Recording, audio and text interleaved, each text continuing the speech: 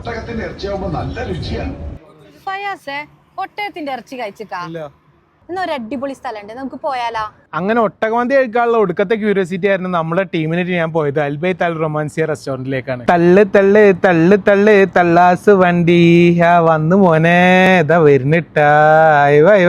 അങ്ങനെ നമ്മുടെ ഒട്ടകമന്തി വന്നു. ഇത് ഞാനന്ന് കയറിയ ഒട്ടകമൊന്നല്ലല്ലോ അല്ലേ. അങ്ങനെ അസ്നാത്ത് എല്ലാവർക്കും വിളമ്പി തരുന്നുണ്ട്. പക്ഷെ എന്റെ ക്വാണ്ടിറ്റി 36 പിടിച്ചാൽ കിട്ടില്ലല്ലോ. അത് കാരണം ഞാൻ തന്നെ സ്വയം വിളമ്പി. അങ്ങനെ നമ്മൾ ഒട്ടക റൈസും കൂടിയിട്ട് ഒരു പിടുത്താ പിടിച്ചു. ഏത് മൂഡ്, പൊള്ളി മൂഡ്ന്ന്. ഓ വയ്യ വയ്യ. അപ്പൊ എല്ലാം കഴിഞ്ഞും തണുപ്പിക്കാൻ വേണ്ടിട്ട് പലതരത്തിലുള്ള ജ്യൂസുകൾ നമ്മൾ പറഞ്ഞിരുന്നു. എല്ലാരും നല്ല കുട്ടിയാണ് ഇഷ്ടാ, കലങ്ങിയില്ല. അങ്ങനെ ഇതേ അടുത്ത ഊഴ ഇവന്റേതായിരുന്നു പിസ്താച്ചിയോ കുനാഫ. സംഗതി അതന്നെ ഇതെത്താത്തനെ കൊണ്ട് കഴിപ്പിച്ചു നോക്കി. 37 നല്ല അഭിപ്രായം പറഞ്ഞപ്പോ പിന്നെ ഞാനും ഒന്നും നോക്കില്ല, ഇട്ടങ്ങോട്ട് അടിച്ചു. ഒന്നും നോക്കില്ല, അടിയോടടി. അടിപൊളി സാധനം കേട്ടാ, ഒന്നും പറയാനില്ല. അപ്പൊ ലൊക്കേഷൻ ആരും മറക്കണ്ട, അൽവത്താൻ സെന്ററിന്റെ ഓപ്പോസിറ്റ് അൽബൈത്ത് അൽ റൊമാൻസിയ.